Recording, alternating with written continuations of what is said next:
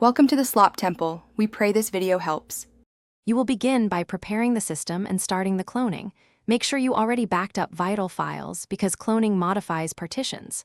Once the SSD is connected via SATA or a USB adapter, check BIOS or disk management to confirm detection. Run your chosen cloning tool, pick the source Old C, and target New SSD. Select Intelligent Copy unless you need exact sector preservation. That option duplicates boot data but increases time. After confirming sizes and layout, start the clone and watch progress, and once the clone finishes, you must resize and configure partitions so the SSD performs correctly. Boot the cloning environment or Windows PE to make changes before first boot.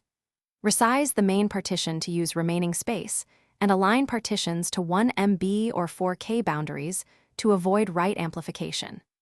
Enable OSI in BIOS if not already active, and make sure trim is enabled in the operating system to maintain SSD health. Finally, apply firmware updates for improved. You are now ready to swap drives and finalize the migration.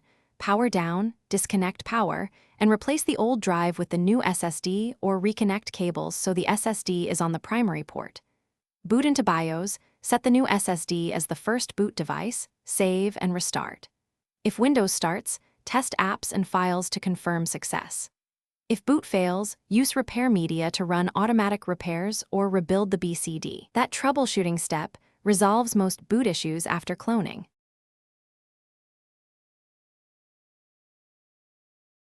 Thanks for watching. Consider subscribing if we helped you.